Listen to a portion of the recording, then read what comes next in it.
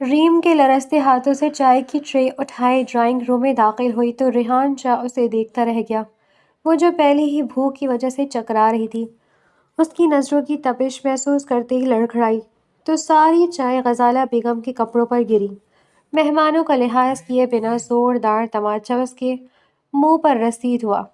میں نے 10,000 بار سمجھایا تھا، بہت خاص مہمان ہے، لیکن تم تو میری بیٹی کے نصیبوں سے جلتی ہو۔ دفع ہو جاؤ یہاں سے، غزالہ بیگم نے نفرت سے کہا، مگر وہ زمین پر گرتی بے سود ہوئی۔ آنٹی، اس بیچاری کی تو طبیعت خراب ہے۔ ریحان نے اسے باہوں میں بھر لیا۔ انہیں ہاسپٹل لے کر جانا ہوگا۔ وہ اس کی گھنی پلکوں اور کتابی چہرے سے بمشکل نظریں ہٹاتے اسے اپنی گاڑی میں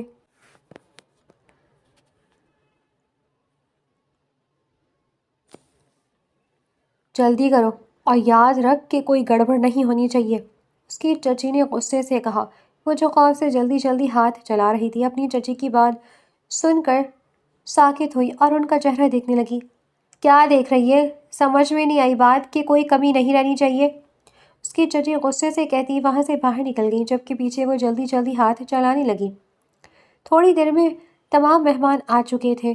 ریم کے لرزتے ہاتھوں سے چائے کی ٹرے اٹھائی ڈرائنگ روم میں داخل ہوئی تو ریحان شاہ اسے دیکھتا رہ گیا۔ وہ جو پہلی بھوک کی وجہ سے چکرا رہی تھی، اس کی نظروں کی تپش محسوس کرتی لڑکھڑائی تو ساری چائے غزالہ بیگم کے کپڑوں پر گر پڑی۔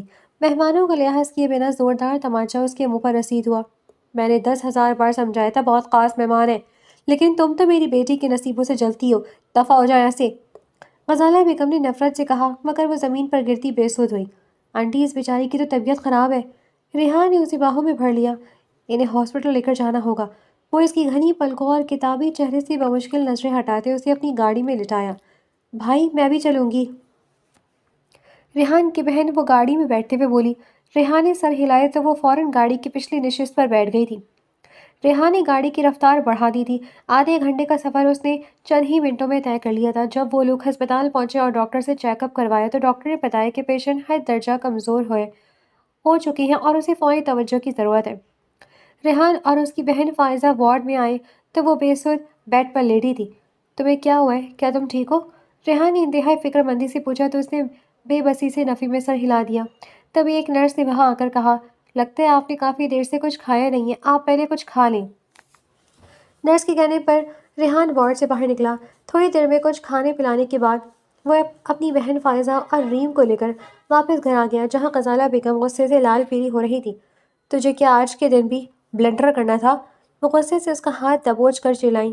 آنٹی، یہ کیا کر رہی ہیں آپ؟ اس کے ہاتھ میں لگی ہوئی ہے۔ ریحان نے فوراً غزالہ بیگم کا ہاتھ چھڑک دیا۔ غزالہ بیگم نے حیرت اور نفرت سے اسے دیکھا۔ بیٹا، تم نہیں جانتے اس جیسی لڑکیوں کو، یہ ڈرامے باز ہوتی ہیں۔ میں نے اتنے سالوں سے اسے اپنے گھر میں پناہ دے رکھی ہے، اس کے سب ڈرامے میں اچھی طرح جانتی ہوں۔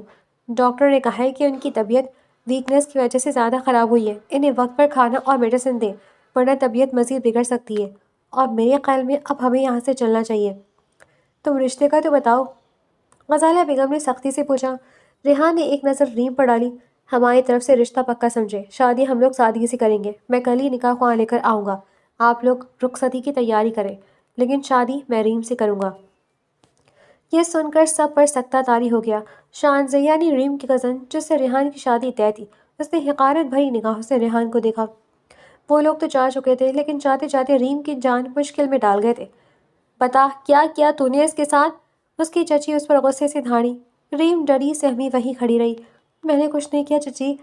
کیا کرتی ہو بیگم؟ شادی تو کرنی تھی اس کی، چلو اس طریقے سے اگر اس کا گھر بسا ہے تو بسنے دو۔ غزالہ بیگم نے غصے سے اسے دھکے دیے اور نہ جانے وہ اور کیا کیا سناتی رہتی، یہاں تک کہ انہوں نے اس پر ہاتھ بھی اٹھایا، لیکن ریم نے اپنی زبان سے اف تک نہ کی۔ نہ چاہتے ہوئے بھی بے دلی سے وہ اپنی تقدیر سے سمجھوتا کرنے لگی تھی۔ اس کی رخصتی کی تیاریاں شروع ہو گئیں، جبکہ شان سے بار بار آتی اور اسے تانے دیتی کہ وہ اس کی جگہ چھین رہی ہے۔ وہ ڈری سہمی بس اپنے کمرے میں دبک کر بیٹھ گئی۔ نہ اس نے کچھ کھایا تھا، نہ ہی کچھ پیا تھا۔ اللہ اللہ کر کے اگلی صبح آ گئی۔ گھر میں تمام مہمان جمع تھے اور انتظار تھا تو صرف دلہے والوں کے آنے کا۔ جیسے ہی بارات آنے کا شور گونجا، ریم نے اپنا دل تھام لیا۔ اس کا جسم باقاعدہ طور پر کانپنے لگا تھا۔ اس نے اپنے خالی سفید ہاتھوں کو دیکھا اور پھر شیشے میں خود کے عکس پر نظر ڈالی۔ وہ مسکرا بھی نہ سکی تھی۔ سرخ جوڑے میں وہ بے حد حسین لگ رہی تھی، لیکن اس کی آنکھوں کی چمک کہیں کھو گئی تھی۔ اس کی چچی کمرے میں داخل ہوئی اور اسے بازو سے پکڑ کر کھڑا کیا۔ چل، دھلے والے آ گئے ہیں، وہ غصے سے کہتی اسے دروازے کی طرف لے گئی۔ جیسے ہی کمرے کا دروازہ کھلا تو انہوں نے نرمی سے اس کا ہاتھ ایسے پکڑا جیسے انہیں اس سے بے حد محبت ہو۔ آخر کار اسے لا کر ریحان کے سامنے بٹھایا گیا۔ جب نکاح خواہ نے اجازت طلب کی تو ریحان نے خاموشی سے اسے اپنے نکاح میں قبول کر لیا اور ریم نے بھی کپکپاتی آواز میں اسے اپنا شوہر قبول کر لیا۔ کل سے بھوکے ہونے کی وجہ سے مسلسل اس کا سر چکرا رہا تھا۔ رخصتی کا شور گونجا تو ریحان نے نرمی سے اس کا ہاتھ تھام کر اسے کھڑا کیا، لیکن اس سے پہلے کہ وہ ایک قدم آگے بڑھاتی وہ بے ہوش ہو گئی۔ ریحان نے اسے فوراً اپنی باہوں میں بھرا اور گھر سے باہر نکل گیا۔ باقی تمام لوگ بھی اس کے پیچھے باہر نکل گئے۔ ایک ایک کر کے سارے مہمان رخصت ہونے لگے۔ چلو، کسی بہانے سے ہی کم از کم وہ منحوس اب اس گھر میں نظر تو نہیں آئے گی، شاندہ نے بیزاری سے صوفے پر بیٹھتے ہوئے کہا۔ ریحان اسے لے کر سیدھا ہسپتال آیا۔ ڈاکٹر نے حیرت سے پہلے ریحان کو دیکھا اور پھر ریم کو۔ کل جب وہ اسے یہاں لے کر آیا تھا تو اس کا اس کے ساتھ کوئی رشتہ نہ تھا، لیکن آج ریحان اس کا شوہر تھا۔ ڈاکٹر نے اسے ضروری ہدایت دی کہ اس کا خاص خیال رکھا جائے۔ ریم کی حالت دیکھ کر ریحان بس خاموشی سے اسبات میں سر ہلا کر رہ گیا۔ پہلی ہی نظر میں ریم اس کے دل میں گھر کر گئی تھی۔ وہ اتنی خوبصورت تھی کہ اسے پلک جھپکائے بغیر مسلسل دیکھا جا سکتا تھا۔ تھوڑی دیر بعد جب ریم کی حالت کچھ بہتر ہوئی تو وہ اسے اپنے گھر لے آیا۔ سادگی سے اس کا استقبال کیا گیا۔ طبیعت ناساز ہونے کی وجہ سے تھوڑے بہت رسم و رواج کے بعد اسے کمرے میں بھیج دیا گیا۔ ریم ڈری سہمی گھبرائی ہوئی اس انجان کمرے میں بیٹھی تھی۔ ریم، آپ فریش ہو جائیں، کپڑے تبدیل کر لیں، میں آپ کے لیے میڈیسن لے کر آیا ہوں۔ کھانا کھانے کے بعد آپ کو یہ دوائی لینی ہے۔ وہ اس کے قریب آ کر نرمی سے بولا اور بیڈ پر سائڈ ٹیبل پر میڈیسن رکھ دی۔ ریم نے فوراً نظریں اٹھائیں اور پورے کمرے کا جائزہ لیتے ہوئے دبی آواز میں پوچھا، میرے کپڑے؟ ریحان مسکراتے ہوئے بولا، جی ہاں، آپ کے استعمال کے لیے ہم لوگ کل ہی کچھ نئے کپڑے لے آئے تھے اور باقی کچھ ضروری سامان آپ کے میکے سے منگوا لیا۔ وہ میں ملازمہ سے کہہ کر ابھی بھجوا دیتا ہوں، لیکن فی الحال الماری میں جو نئے جوڑے موجود ہیں آپ ان میں سے کوئی بھی ایک منتخب کر کے پہن لیں۔ وہ یہ کہہ کر خاموشی سے کمرے سے باہر نکل گیا۔ اس الماری میں بہت سے نئے اور قیمتی جوڑے موجود تھے۔ ریم جو ہمیشہ سے شانزے کی اتری ہوئی چیزیں اور پرانے کپڑے پہننے کی عادی رہی تھی، آج پہلی بار اپنے لیے کچھ نیا پہن رہی تھی۔ اس نے ایک سادہ سا جوڑا نکالا اور فریش ہو کر واپس بیڈ پر آ بیٹھی۔ تھوڑی دیر گزری تھی کہ دروازے پر دستک ہوئی۔ دروازہ کھلا تو ریم گھبرا کر فوراً اٹھ کھڑی ہوئی۔ اس کی ساس کمرے میں داخل ہوتے ہوئے نرمی سے بولی، ارے بیٹا، آپ آرام سے بیٹھی، کیا ہوا؟ ریم نے نفی میں سر ہلایا لیکن اس کے چہرے پر موجود خوف برقرار تھا۔ ساس مزید بولی، بیٹا، تمہیں اس گھر میں گھبرانے کی قطعی ضرورت نہیں ہے۔ اب تم اس گھر کی بہو ہو۔ جب تک تمہاری طبیعت پوری طرح سنبھل نہیں جاتی تم کمرے میں آرام کر سکتی ہو۔ اگر تمہیں برا نہ لگے تو تمہاری نندیں تم سے ملنا اور یہاں بیٹھنا چاہتی ہیں، کیا میں انہیں آنے کی اجازت دوں؟ ریم نے حیرت سے اپنی ساس کو دیکھا۔ وہ سوچ رہی تھی کہ یہ گھر تو ان کا ہی ہے، پھر وہ کیوں اس سے اجازت طلب کر رہی تھی؟ اس نے ڈرتے ڈرتے دھیمے لہجے میں کہا، جی جی بالکل، وہ تو گھر کی بیٹی ہیں، ان کو اجازت کی کیا ضرورت ہے؟ اس کا جسم ابھی بھی خوف سے تھر تھر کانپ رہا تھا۔ اس کی ساس نے آگے بڑھ کر اس کا ہاتھ اپنے ہاتھوں میں لے لیا اور بڑی شفقت سے بولی، بیٹا، یہ گھر ان کا ضرور ہے، لیکن ان کا اس گھر پر اتنا حق نہیں ہے جتنا حق تم رکھتی ہو۔ اب تم اس گھر کی باقاعدہ مالکن ہو۔ یہ بیٹیاں اپنی جگہ، مگر گھر کی اصل حقدار تم ہو۔ اس لیے تمہارے کسی بھی کام یا تمہارے کمرے میں آنے سے پہلے انہیں تمہاری اجازت لینا پڑے گی۔ سمجھ میں آئی بات؟ وہ اسے پیار بھرے انداز میں سمجھا رہی تھی۔ ساس نے اسے اپنے ہاتھوں سے کھانا کھلایا اور دوائی دے کر اسے آرام کرنے کا کہہ دیا۔ لیٹے لیٹے نہ جانے کب اس کی آنکھ لگ گئی اور وہ پرسکون نیند کی وادی میں اتر گئی۔ ریحان جب کمرے میں داخل ہوا تو اس کی نظر سیدھی سوتی ہوئی ریم پر پڑی۔ وہ اسے دیکھ کر ہلکا سا مسکرایا اور خود بھی فریش ہو کر بیڈ کی دوسری سائڈ پر لیٹ گیا۔ اگلی صبح جب ریم کی آنکھ کھلی تو گھڑی 12 بجا رہی تھی۔ دوائی کے اثر سے وہ کافی دیر سوتی رہی تھی۔ وہ ہڑبڑا کر اٹھ کھڑی ہوئی اور فوراً واش روم کی طرف بھاگی۔ فریش ہونے کے بعد جیسے ہی وہ واپس کمرے میں آئی تو اپنا سر پیٹ لیا۔ وہ سسرال میں تھی، اب اسے یہاں نہ تو چاچی کے طنز سننے پڑتے اور نہ ہی ان کی مار۔ وہ کمرے میں بے چینی سے چکر کاٹنے لگی، مگر وہ یہاں سب سے انجان تھی۔ اسے سمجھ نہیں آ رہا تھا کہ وہ باہر کیسے جائے۔ وہ کئی بار دروازے تک جاتی، ہاتھ کنڈی پر رکھتی، لیکن پھر گھبرا کر واپس پلٹ آتی۔ آخر کار جب وہ دوبارہ دروازے کی جانب بڑھی اور اسے کھولنے کے لیے ہاتھ آگے بڑھایا تو عین اسی لمحے باہر سے دروازہ کھل گیا۔ ریم فوراً پیچھے ہٹی اور خوف سے آنکھیں پٹ پٹاتے ہوئے آنے والے کو دیکھنے لگی۔ فائزہ مسکراتے ہوئے بولی، ارے بھابھی آپ باہر کیوں نہیں آ رہی؟ ریم نے نظریں جھکا لی۔ فائزہ کو ریم کا اس قدر ڈرنا بالکل پسند نہیں آیا۔ اس نے پیار سے کہا، ارے آپ یوں مجرموں کی طرح ہر وقت سر کیوں جھکائے رکھتی ہیں؟ آپ تو اب گھر کی رونق ہے۔ چلیے آپ کے گھر والے آپ سے ملنے آئے ہیں۔ فائزہ اسے اپنے ساتھ لیے باہر لے کر آئی تو ریم کی نظریں شانزے پر پڑی جو اپنی ماں کے ساتھ بیٹھی تھی۔ شانزے مسکرا کر باتیں تو کری تھی لیکن ریم کو اس کی نظروں میں موجود زہر محسوس ہو رہا تھا۔ اچانک شانزے نے طنزی انداز میں ریم کی طرف دیکھتے ہوئے کہا، کیوں ریم، مجھے اپنا کمرہ نہیں دکھاؤ گی؟ ریم نے چونک کر شانزے کی طرف دیکھا جس پر ریم کی سانس نے فوراً کہا، ہاں ہاں ریم، جاؤ اسے کمرہ دکھا کر لاؤ۔ ریم نے اس بات میں سر ہلایا اور شانزے کو ساتھ لے کر کمرے میں داخل ہوئی۔ کمرے میں قدم رکھتے شانزے نے حقارت سے چاروں طرف نظریں دوڑائیں اور بولی، تیرے تو نصیب ہی کھل گئے ریم۔ بو چل کر ریم کے قریب آئی اور تلخ لہجے میں بولی، تم نے آخر ثابت کر ہی دیا نا کہ تم ہمیشہ میری اتری ہوئی چیزیں پہننے کی عادی ہی رہی ہو۔ یہ وہی انسان ہے جس سے میری شادی طے تھی، جس کے ساتھ میری بات چل رہی تھی، اور اب وہ تمہارا شوہر ہے۔ تم ہمیشہ میری چھوڑی ہوئی چیزیں ہی تو اپنائی ہو، چاہے وہ پرانے کپڑے ہو یا میرا چھوڑا ہوا مرد۔ وہ کہہ کر اکڑ کر بیڈ پر بیٹھ گئی۔ تبھی ریحان کمرے میں داخل ہوا۔ بیڈ پر بیٹھی شانزے کو دیکھ کر وہ غصے سے بولا، یہ سب کیا ہو رہا ہے؟ تم یہاں کیا کر رہی ہو شانزے؟ شانزے نے لاپرواہی سے کندھے اچکائے۔ بس جی جی، میں اپنی بہن کا کمرہ دیکھنے آئی تھی۔ ہاں مانتی ہوں کہ یہ کمرہ میرا ہونا تھا اور آپ کو میرے شوہر بننا تھا، لیکن اب جب کہ وہ آپ کے نکاح میں تو کمرہ دیکھنا تو بنتا ہی تھا نا۔ ریحان نے ایک گہری سانس لی اور ریم کے قریب آ کر مضبوطی سے اس کا ہاتھ تھاما۔ پھر شانزے کی آنکھوں میں آنکھیں ڈال کر بولا، جو جس کا ہے وہ اس کے نصیب کا تھا۔ جو نصیب میں لکھا ہو وہ انسان کو مل کر رہتا ہے، لہٰذا تمہیں اس خوش فہمی میں رہنے کی ضرورت نہیں ہے کہ کسی نے تمہاری چیز پر ہاتھ ڈالا ہے۔ تم اب یہاں سے جا سکتی ہو، اور یاد رکھنا آئندہ مجھے اس کمرے میں تمہاری موجودگی بالکل پسند نہیں آئے گی۔ میں نہیں چاہتا کہ تمہاری وجہ سے میری بیوی کسی بھی قسم کی فضول سوچ اپنے دماغ میں لائے۔ وہ شانزے کو کمرے سے باہر نکالنے کا اشارہ کر کے ریم کو اپنے ساتھ لگائے کھڑا رہا۔ شانزے غصے سے پاؤں پٹکتی وہاں سے چلی گئی۔ ریحان نے ریم کا گال تھپتھپاتے ہوئے کہا، تمہیں گھبرانے کی بالکل ضرورت نہیں ہے اور اس کی باتوں پر بالکل بھی دھیان مت دینا۔ سمجھ میں آئی بات؟ ریم نے بس اس بات میں سر ہلایا اور ریحان اسے اپنے ساتھ لے کر باہر لے آیا۔ وہ سب کے ساتھ بیٹھا مسکرا کر باتیں کر رہا تھا لیکن اس کا ہاتھ مسلسل ریم کے ہاتھ میں تھا جسے وہ نرمی سے سہلا کر اسے اپنے ہونے کا احساس دلا رہا تھا۔ تھوڑی وقت گزرنے کے بعد وہ لوگ واپس اپنے گھر چلے گئے۔ ریحان اپنے گھر والوں کے ساتھ بیٹھا خوش گپوں میں مصروف تھا کہ اچانک اس کی والدہ نے مشورہ دیا، بیٹا میرا خیال ہے کہ تمہیں ایک دفعہ ریم کو لے کر کہیں باہر گھومنے جانا چاہیے، اس طرح اس کا دل بھی بہل جائے گا اور وہ کچھ پرسکون محسوس کرے گی۔ جی ہاں ماں، میں بھی یہی سوچ رہا تھا۔ اگر وہ کچھ دن گھر کے ماحول سے دور رہے گی تو یقیناً خود کو زیادہ فریش اور بالکل ہلکا محسوس کرے گی۔ فیصلہ ہوا کہ وہ مری جائیں گے۔ ریم پہلے تو یہ سن کر کافی گھبرا رہی تھی لیکن ریحان کا ساتھ پا کر وہ آہستہ آہستہ پرسکون ہونے لگی تھی۔ ریحان اس کی ہر چھوٹی بڑی ضرورت کا بے حد خیال رکھ رہا تھا۔ کیا تم تیار ہو؟ ریحان نے کمرے میں داخل ہو کر پوچھا۔ جی ہاں میں تیار ہوں۔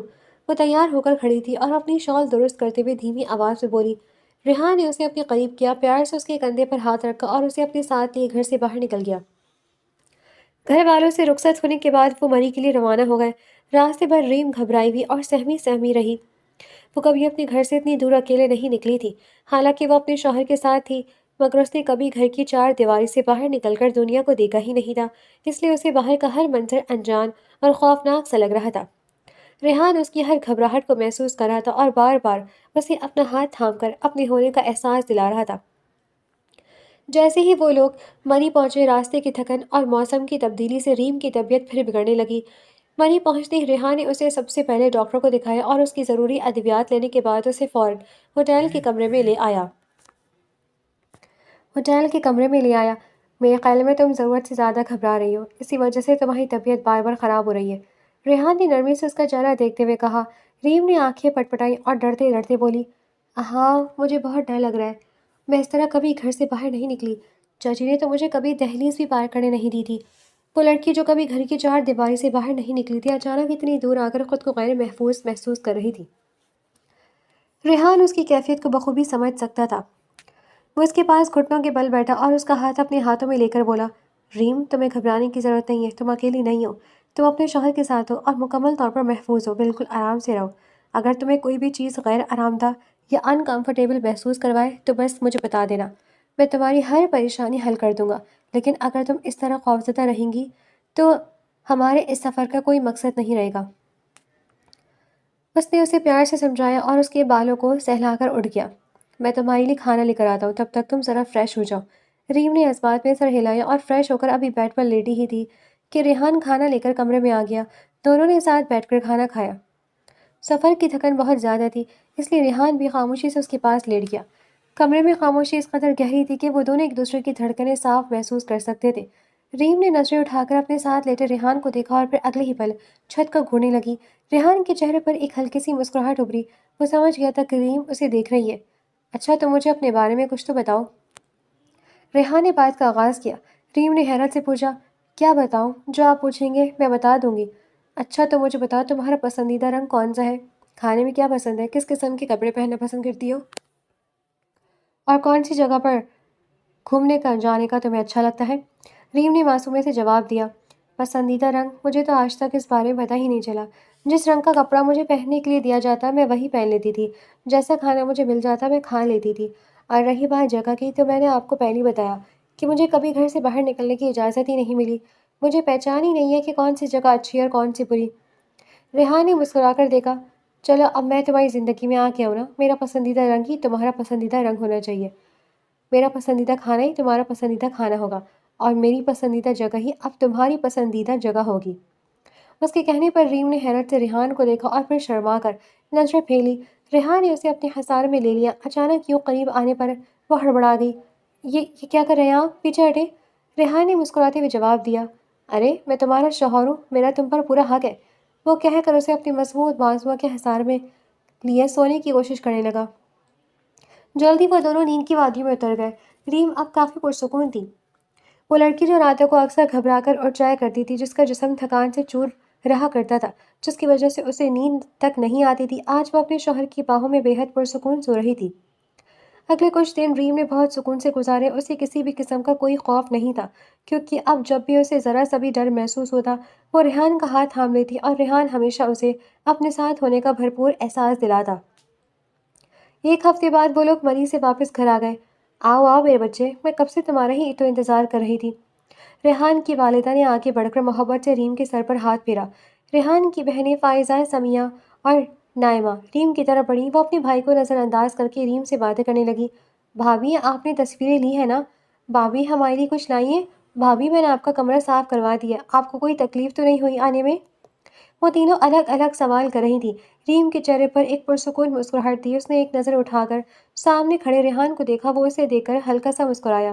جب وہ دونوں گھر میں داخل ہوئے تو ریحان کی والدہ نے ریم کے چہرے کی طرف دیکھا۔ وہ پہلے سے کہیں زیادہ تر و تازہ لگ رہی تھی۔ اس کی رنگت نکھر آئی تھی اور اس کے جسم میں بھی کافی مثبت تبدیلی محسوس ہو رہی تھی۔ وہ جو پہلے مرجھائی بھی رہتی تھی، آج اس کے چہرے پر ایک سکون اور مسکراہٹ تھی۔ بیٹا جاؤ پہلے فریش ہو جاؤ، اس کے بعد آرام سے کھانا کھانا۔ موم ہم لوگ راستے میں ہی فریش ہو چکے ہیں اور کھانا بھی کھا لیا ہے، بس آپ لوگوں کے ساتھ وقت گزارنا ہے، اور میں نے مری میں بہت سی تصاویر لی ہیں، آئیں آپ کو دکھاتا ہوں۔ یہ سن کر اس کی والدہ مسکرا دی۔ بھائی سچ میں آپ نے اتنی ساری تصویریں لی ہیں؟ اس کی بہن فائزہ نے اس کے پاس بیٹھتے ہوئے پوچھا۔ ریم نے بات میں شامل ہوتے ہوئے کہا، ہاں، اور ہم آپ لوگوں کے لیے بہت پیارے پیارے تحفے بھی لائے ہیں۔ وہ سب گھر کے صحن میں بیٹھے خوش گپوں میں مصروف تھے کہ اچانک گھر کا دروازہ زور زور سے بجنے لگا۔ ریحان نے حیرت سے اپنی والدہ اور بہنوں کو دیکھا۔ وہ ابھی تو گھر پہنچے تھے، نہ جانے اتنی بے دردی سے دروازہ کون پیٹ رہا تھا۔ ریحان اٹھا اور جا کر گھر کا مرکزی دروازہ کھولا۔ دروازہ کھلتے شان سے اچانک ریحان کے سینے سے جا لگی اور دھاڑے مار مار کر رونے لگی۔ ریم جو اپنی نندوں سے باتیں کرتے ہوئے مسکرا رہی تھی، اس کے چہرے سے مسکراہٹ فوراً سمٹ گئی۔ شان سے سسکتے ہوئے بولی، مجھے بچا لو، مجھے بچا لو، وہ مجھے مار دے گا۔ ریحان نے اسے اپنے سے دور جھٹکنے کی کوشش کرتے ہوئے کہا، پیچھے ہٹو شان سے، یہ کیا حرکت ہے؟ یہ کون سا طریقہ ہے؟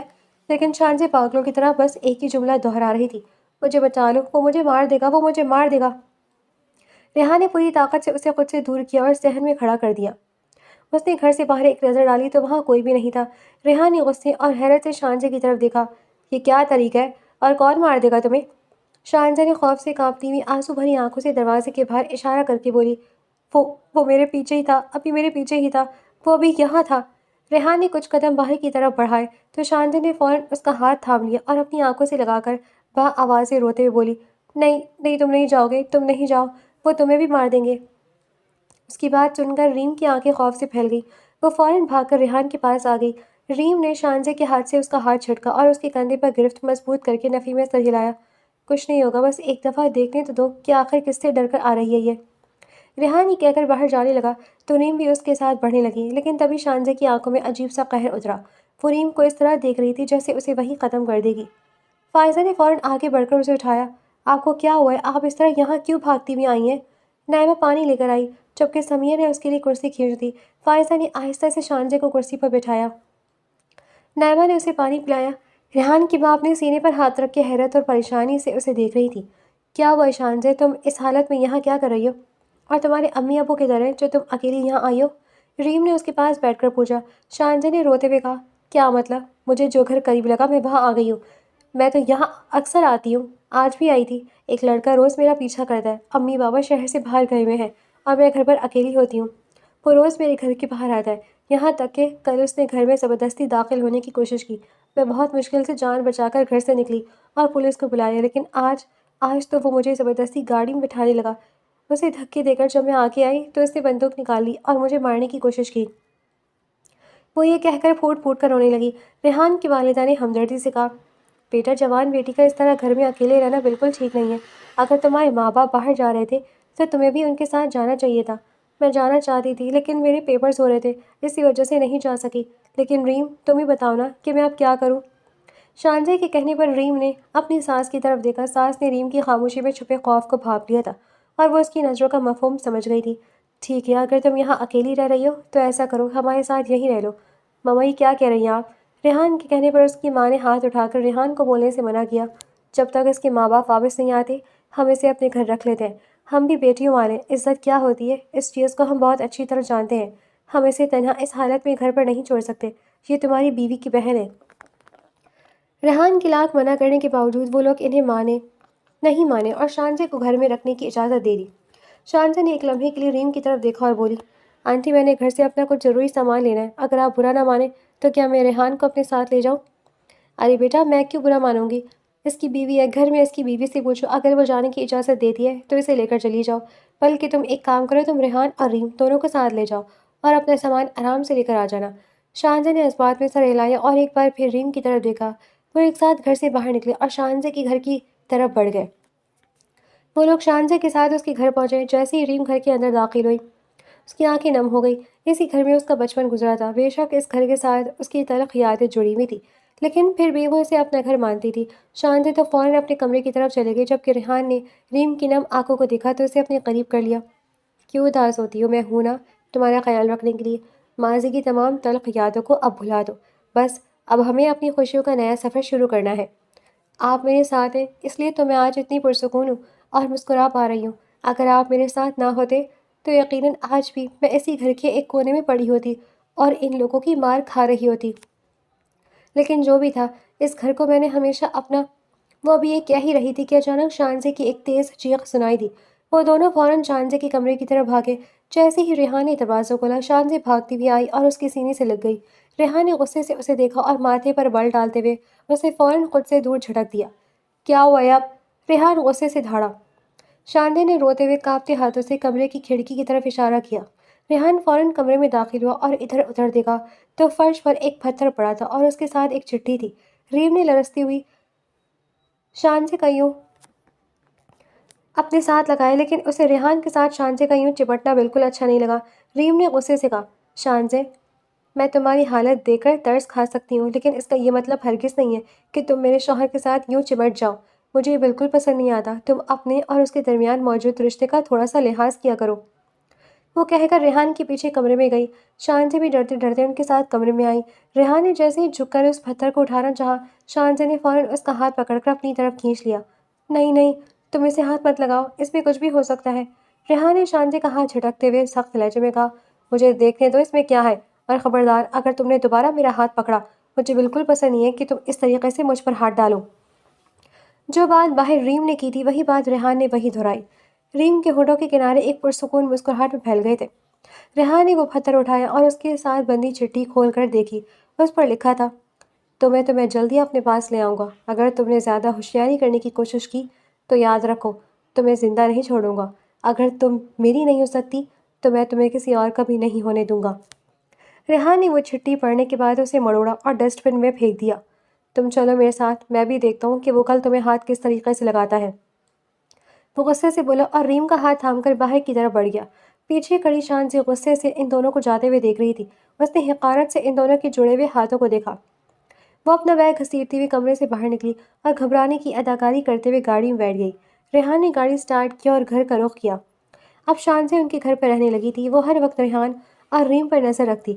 ریحان کا ریم کا ہاتھ پکڑنا، اس کی پیشانی پر بوسہ دینا، محبت بھری نظروں سے دیکھنا اور ہر چھوٹی بات پر اس کی تعریف کرنا۔ شانزی ایک ایک چیز نوٹ کری تھی اور حسد کی آنکھ میں جل رہی تھی۔ ایک دن وہ ریم کے کمرے میں آئی۔ ریحان، مجھے رات میں بہت ڈر لگتا ہے، کیا تم ریم سے کہو گے کہ وہ رات میرے ساتھ سو جایا کرے؟ ریحان کو لگا کہ شاید وہ واقعی گھبرا رہی ہے، اس لیے اس نے ریم کو اجازت دے دی۔ چند دنوں کی تو بات تھی، اس کے بعد اس کے چچا اور چچی واپس آ جانے تھے اور شانزی نے اپنے گھر چلے جانا تھا۔ شانزی کو کوئی اعتراض نہیں تھا، اس لیے ریم خاموشی سے شانزی کے ساتھ اس کے کمرے میں سو جایا کرتی تھی۔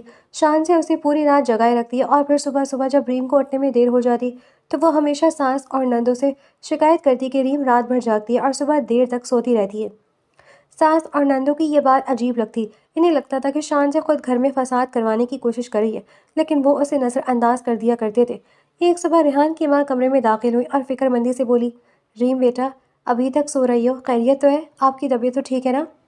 اس کے پیچھے ہی اس کی نندیں بھی تھیں۔ ریم اٹھی اور سر کو تھام کر بیٹھ گئی۔ وہ پوری رات نہ سونے کی وجہ سے نڈھال تھی، اس کا سر چکرا رہا تھا۔ وہ پہلے سے کہیں زیادہ کمزور ہو گئی تھی اور اس کی آنکھوں کے گرد سیاہ حلقے پڑ گئے تھے۔ تم نے اپنی یہ حالت کر لی ہے، ان چند دنوں میں ہی اتنی کمزور کیسے ہو گئی ہو؟ آخر کیوں تم رات بھر جاگتی رہتی ہو؟ ریم نے حیرت سے اپنی ساس کو دیکھا۔ مما، آپ کو کس نے کہا کہ میں رات بھر جاگتی ہوں؟ اور اگر میں جاگتی بھی ہوں تو مما، میں اپنی مرضی سے نہیں جاگتی۔ اچھا، شانزی تو کہتی ہے کہ تم رات بھر جاگتی ہو، وہ کہتی ہے کہ وہ تمہیں کہتی ہے کہ سو جاؤ، لیکن تم پھر بھی نہیں سوتی۔ ریم نے روحان سی صورت بنا کر کہا، مما، حقیقت یہ ہے کہ رات میں وہ خود ڈر رہی ہوتی ہے، نہ وہ خود سوتی ہے اور نہ مجھے سونے دیتی ہے۔ بھابھی، آپ آج سے واپس اپنے کمرے میں ہی سوئیں گی، میں آپ کی بہن کے ساتھ سو جاؤں گی، مجھے کوئی اعتراض نہیں ہے۔ نائمہ نے کہا۔ پہلے ریم سمجھ رہی تھی کہ وہ شانزی کو کسی کے سر پر بوجھ نہیں بننے دے گی اور اس کی کزن ہے تو اس کا خیال رکھے گی، لیکن اب اسے احساس ہو رہا تھا کہ شانزی کے ساتھ رہنا اس کے لیے کتنا مشکل اور ناممکن ہوتا جا رہا ہے۔ شانزی کا زہر آہستہ آہستہ اپنا اثر دکھانے لگا تھا۔ وہ اس گھر میں ایک ایسی سازش لہر کی طرح داخل ہوئی تھی جس کا محض مقصد ریم اور ریحان کے حسین رشتے میں دراڑ ڈالنا تھا۔ وہ مسلسل جھوٹ بولتی، کبھی ریم کے خلاف ریحان کے کان بھرتی اور کبھی ریم کے سامنے ریحان کی جھوٹی باتیں دہرا کر اس کا دل دکھاتی۔ گھر کے تمام افراد صحن بیٹھے چائے پی رہے تھے۔ شانزی ریحان کے کمرے میں آئی۔ ریحان، تم تین کو سمجھاؤ نا، وہ روز مجھے کہتی ہے کہ وہ میرے ساتھ سوئے گی تاکہ وہ سکون سے سو سکے، کہتی ہے تم اسے تنگ کرتے ہو رات بھر۔ شانزی کے اس بے باک بات پر ریحان کا غصہ ساتویں آسمان پر پہنچ گیا۔ وہ مسکرا کر کمرے سے باہر آئی اور سیدھا ریم کے پاس گئی جو کچن میں کھڑی کچھ کام کر رہی تھی۔ ریم، تمہارا شوہر کتنا عجیب ہے، وہ اپنے دوست کو کہہ رہا تھا کہ تم رات میں اس کو اپنے پاس نہیں آنے دیتی۔ ریم شرمندہ ہو گئی اور شانزی کو کچھ بھی نہ کہا۔ شانزی دونوں کے درمیان پھوٹ ڈال چکی تھی۔ جب ریحان اور ریم کا آمنا سامنا ہوا تو بات بگڑتی چلی گئی۔ ریحان جو ہمیشہ ریم سے نرمی اور محبت سے پیش آتا تھا، آج شانزی کی زہر آلود باتوں نے اس کے ذہن پر ایسا غلبہ پایا کہ اس نے ریم پر چیخنا شروع کر دیا۔ ریم جو اس بات سے انجان تھی، اسے سمجھ ہی نہیں آ رہا تھا کہ آخر ہوا کیا ہے۔ تمہیں کتنی دفعہ کہے گی خاموش رہا کرو، کیوں فضول بولتی ہو؟ کیا تمہیں پتہ نہیں چلتا کہاں کب کیا بولنا ہے؟ جب آپ کو نہیں معلوم کہ کس کو کیا کہنا چاہیے تو مجھے کیسے معلوم ہوگا؟ ریم فائدہ سے مذاق کری تھی کہ ریحان غصے سے بولا، اپنا منہ بند رکھا کرو تم۔ ریحان کی کڑکتی ہوئی آواز پورے گھر میں گونج اٹھی۔ اس کی آنکھوں میں جو غصہ اور نفرت تھی اس نے ریم کے دل کو چھلنی کر کے رکھ دیا۔ وہ تو بس ساکت کھڑی اسے دیکھتی رہ گئی۔ ریحان نے سب کے سامنے اسے جھڑکا اور پھر تیش میں آ کر اپنے کمرے کی طرف چلا گیا۔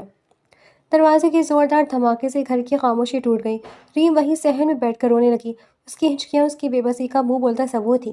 وہ اپنی ساس کی طرف دیکھ کر پھوٹ پھوٹ کر روتے ہوئے بولی، ماما، آخر ہوا کیا ہے؟ ریحان نے مجھ پر اتنا غصہ کیوں کیا؟ میں نے تو کچھ بھی نہیں کیا۔ شانزی یہ منظر دیکھ کر اندر ہی اندر مسکرا رہی تھی اور اطمینان سے اپنے کمرے میں چلی گئی، گویا اس نے کوئی بہت بڑی فتح حاصل کر لی ہو۔ ساس نے ریم کو اپنے ساتھ لگایا اور تسلی دیتے ہوئے کہا، بیٹا، تم دل چھوٹا نہ کرو، لیکن تم نے بھی تھوڑی غلطی کی۔ اگر وہ غصے میں تھا تو تم اس وقت خاموش رہتی یا پیار سے اس سے پوچھتی کہ وہ کیوں ناراض ہے، بجائے اس کے کہ تم بھی اس کے آگے بحث کر رہی ہو۔ وہیں کھڑی ریحان کی بہنیں فائزہ اور نائمہ یہ سب دیکھ کر حیرت کے سمندر میں ڈوبی بھی تھی۔ انہیں اب واضح طور پر محسوس ہو رہا تھا کہ اس سارے فساد کی جڑ شانزہ ہی ہے۔ ساس اور نندیں ریم کے پاس آئیں۔ ریم بیٹا، تم برا مت ماننا، لیکن ہم تمہیں کچھ بتانا چاہتے ہیں۔ ہمیں لگتا ہے کہ شانزہ اس گھر میں جان بوجھ کر فساد کروا رہی ہے اور تم لوگوں کے درمیان پھوٹ ڈال رہی ہے۔ ریم نے نفی میں سر ہلایا۔ اس کا دل ابھی بھی شانزہ پر شک کرنے کے لیے تیار نہ تھا۔ نہیں، مجھے ایسا نہیں لگتا، وہ تو ہماری کزن ہے، شاید ہمیں صرف محسوس ہو رہا ہے، ایسا کچھ بھی نہیں ہے۔ لیکن اب ریم بھی نوٹ کرنے لگی تھی۔ وہ اب شانزہ کی چھوٹی چھوٹی چالوں پر نظر رکھتی۔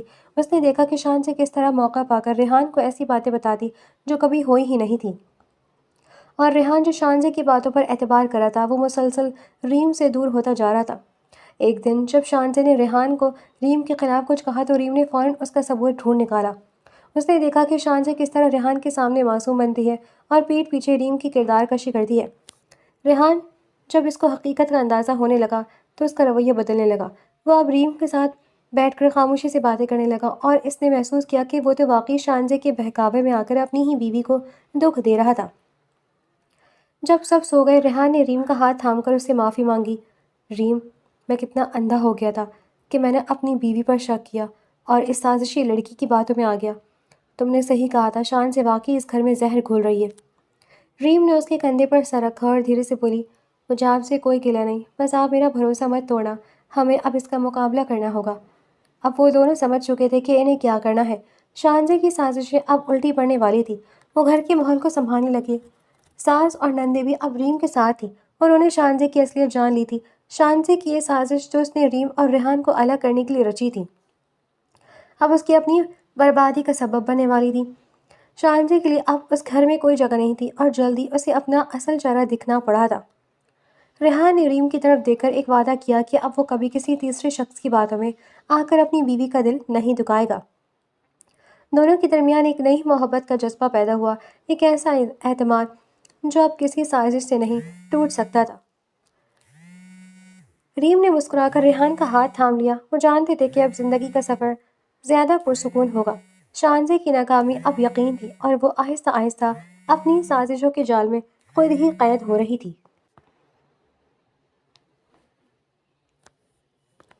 ریم نے فیصلہ کیا کہ وہ اس کھیل کو یہیں ختم کر دے گی۔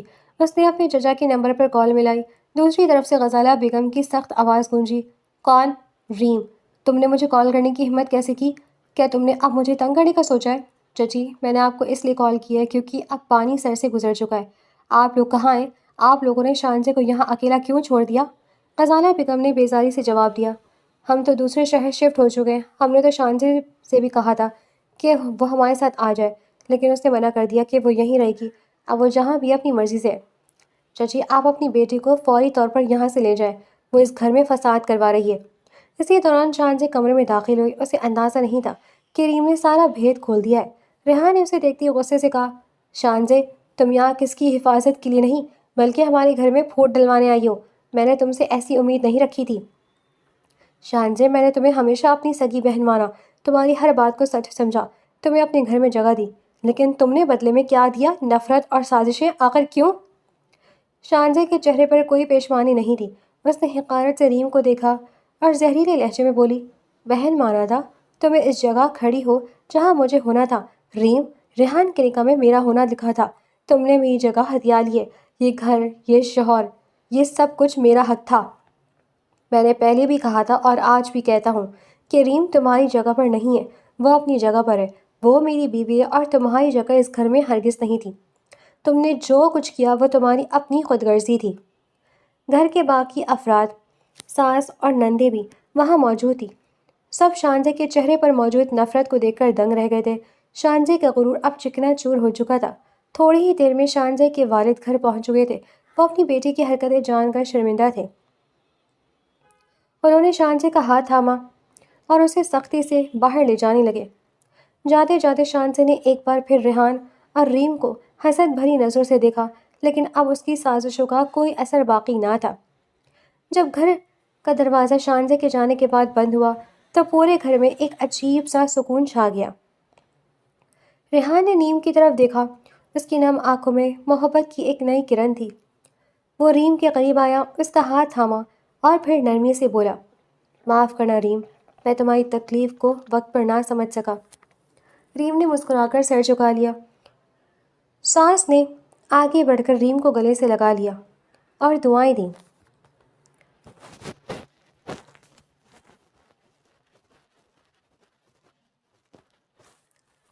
گھر کے تمام افراد ایک بار پھر سے اکٹھے ہو گئے تھے، لیکن اس بار ماحول میں کوئی سازشیں نہیں تھیں بلکہ خلوص اور اپنائیت تھی۔ رات کے کھانے پر گھر میں ایک خوشگوار فضا تھی۔ ریم جو کبھی ڈری سہمی رہتی تھی آج پر اعتماد تھی۔ ریحان اس کا بے حد خیال رکھ رہا تھا۔ وہ جانتے تھے کہ آزمائشیں آئیں گی، لیکن اب ان کا باہمی اعتماد کسی بھی طوفان کو جھکانے کے لیے کافی تھا۔ شانزے کے جانے کے بعد گھر کی دیواریں اب سکون سے مہک رہی تھی۔ ریم نے اللہ تعالیٰ کا شکر ادا کیا کہ جس راستے پر وہ چل رہی تھی اب وہاں کوئی کانٹا نہیں تھا۔ ریحان کے ساتھ اس کی زندگی واقعی ایک بہت ہی خوبصورت خواب کی طرح بن گئی تھی، جہاں صرف محبت، سکون اور وفاداری کی حکمرانی تھی۔ وہ ایک کامیاب اور خوشحال جوڑا بن کر اب ایک نئی صبح کی امید میں سو گئے، اور وہ رات ان کے لیے سکون کی آخری حد تھی۔